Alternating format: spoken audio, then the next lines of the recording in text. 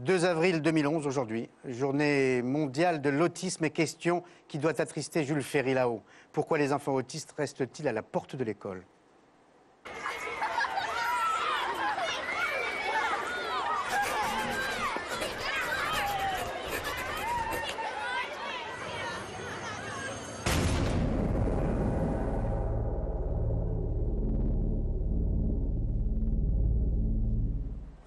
Et les parents de ces enfants comme Vincent Guérard, bonsoir.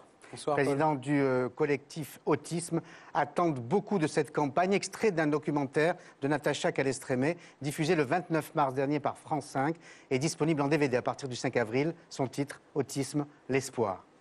En petite section, il a fait sa première année à peu près bien, juste le matin, et à la fin de l'année, ils nous ont expliqué que Hugo, en fait, il n'avait rien à faire ici, qu'il fallait qu'il aille dans un endroit spécial. Les 3 années de maternelle, en fait, elles se sont faites à la maison, quoi. Une année peut vraiment être où il peut faire vraiment des progrès, mais fulgurants, grâce à ce qu'on fait chez nous, mais aussi grâce à la maîtresse. Parce qu'elle part sans a priori et en se disant que, voilà, que cet enfant-là, il est comme les autres et qu'elle lui donnera sa chance comme elle la donne aux autres. Est-ce que c'est dur, finalement, quand on apprend que son enfant, il ne faut pas qu'il aille à l'école ?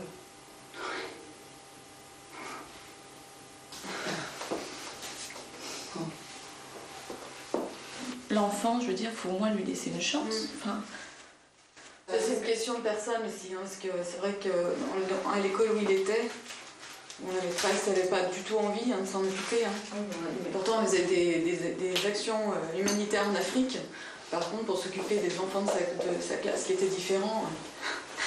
Donc, j'ai eu une maîtresse, la maîtresse du début de CE1, qui m'a dit « Oh, vous savez, de toute façon, on sait très bien que Martin ne finira pas son CE1.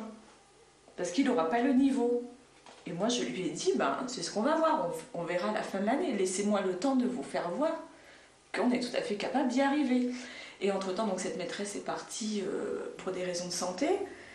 Et donc, elle a une enseignante remplaçante qui dit qu'elle est stupéfaite des résultats de Martin. Vincent Guérard, rebonsoir. Vous regardiez avec beaucoup d'émotion cet extrait. Alors, je l'ai dit, vous êtes président d'une association, Autistes sans frontières, et président du collectif, qui regroupe 5 fédérations d'associations de parents. 6 maintenant, de parents d'enfants autistes. Vous avez été confronté au même problème ? C'est drôle de voir cette mère de famille. Alors évidemment, je ne suis pas une mère de famille, je suis un père de famille, mais oui. à 10-12 ans d'intervalle, on a exactement la même histoire. C'est-à-dire ce que cette femme raconte, moi je l'ai vécu il y a 12 ans, ce qui veut dire que les choses avancent, mais très très très lentement. Avec votre fille ? Avec ma fille, absolument.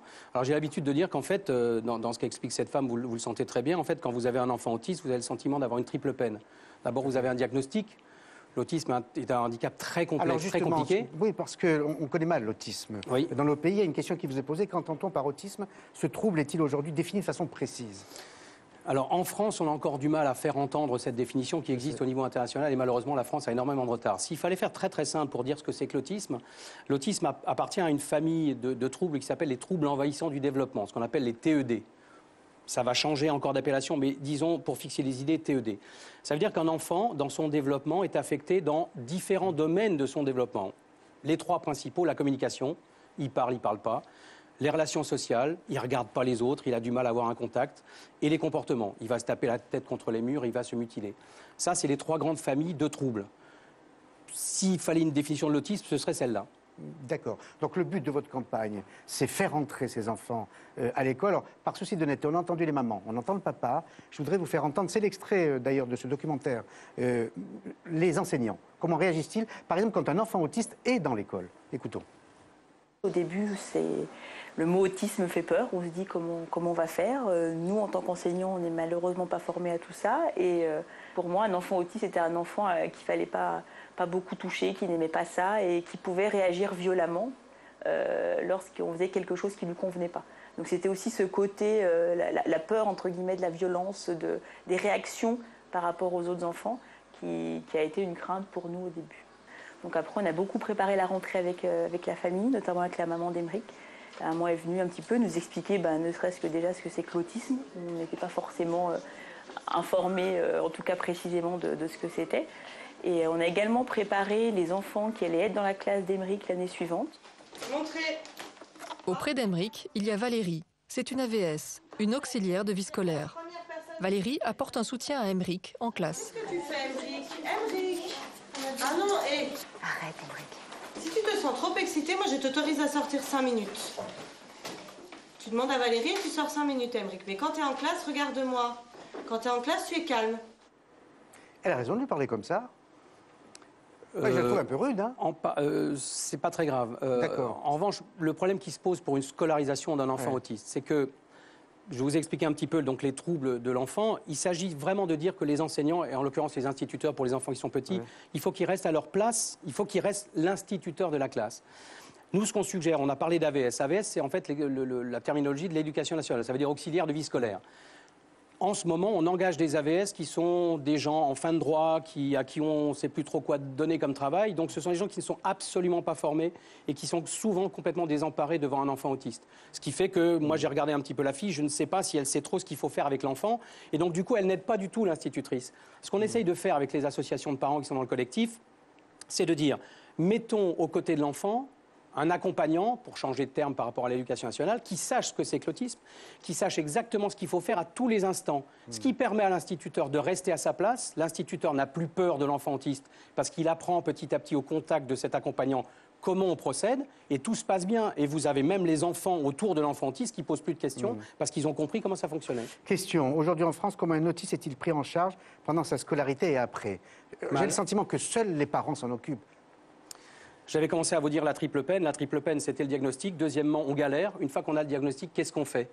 Les structures qu'on propose aujourd'hui, que les institutions proposent, ne sont pas adaptées.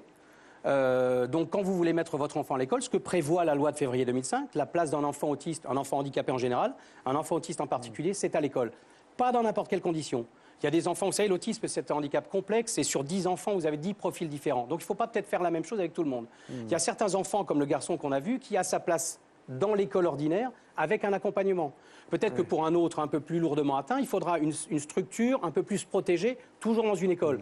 Et puis peut-être une institution encore plus protégée pour un cas lourd. Par exemple, pour votre fille, qu'est-ce que vous avez fait? Vous avez donné des cours de substitution, vous en êtes occupé vous-même? Non, on a eu la chance, alors on a frappé aux portes quand on a eu le diagnostic, on a eu la chance de rencontrer des professionnels. Ça a été le tout début de l'accompagnement en milieu ordinaire, ça n'existait pas, il n'y avait pas la loi, c'était en l'an 2001.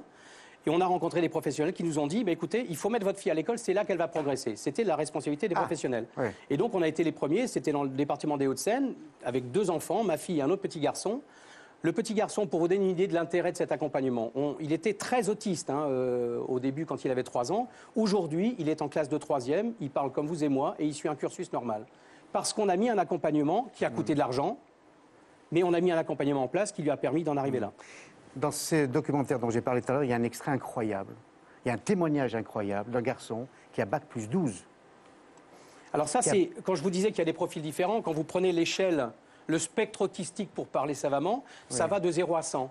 Et à 100, vous avez des gens qui ont des capacités extraordinaires et qui sont capables de faire des études extraordinaires. Et quand vous prenez le cas de cette personne, c'est sans doute un Asperger, c'est-à-dire c'est vraiment à l'échelle supérieure, si vous voulez, du spectre autistique, et ce sont des gens qui sont capables de performances absolument remarquables, mais qui ont un problème de relation sociale. Donc il faut aussi travailler avec eux sur le problème de la relation sociale. Le comportement de l'école, c'est-à-dire le comportement de la société, finalement, à l'égard de l'enfant autiste ou à l'égard de l'autiste, est-ce que c'est lié à une méconnaissance de ce problème, l'autisme, ou est-ce que c'est le comportement à l'égard du handicap, quel qu'il soit?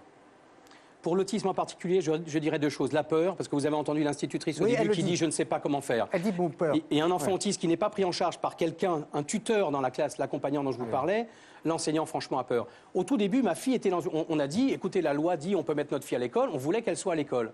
Sauf qu'on a vite compris que l'institutrice était complètement débordée. Donc il faut absolument l'accompagner. Donc première raison, c'est la peur. Et la deuxième raison, c'est que la loi n'est pas appliquée. Et les enseignants aujourd'hui pensent que la place des enfants autistes, c'est en institution, c'est pas chez eux. Alors, on a bien vu le clip que vous avez fabriqué. 80% des enfants autistes ne vont pas à l'école. Qu'attendez-vous précisément de cette campagne et de cette journée? Alors, c'est une campagne de sensibilisation. Vous savez ce que ça veut dire? On essaye de sensibiliser et c'est sans doute la raison de ma présence ici.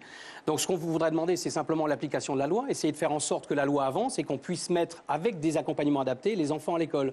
Et ensuite, ce qu'on voudrait demander, c'est qu'on dit toujours que ça coûte de l'argent. Quand on parle d'un accompagnant, par exemple, on parle d'argent. On dit que de l'argent pour l'autisme, il y en a en France, mais il est mal utilisé. Les structures qui s'occupent des enfants autistes aujourd'hui, donc qui ne sont pas des écoles ordinaires, comme celles qu'on a vues, elles ont beaucoup de ressources et on pense qu'elles sont mal utilisées parce que ce sont des structures obsolètes. Donc on va saisir le Conseil économique et social. Avec Jean-Paul Delevoye, on va demander de faire une investigation et de voir si les fonds pour l'autisme en France sont bien utilisés. Et je pense qu'on trouvera des moyens de mettre les enfants à l'école, comme on l'a vu dans le documentaire. Merci beaucoup, Vincent Guérard, d'être passé. Chloé va bien? Pas mal. Merci.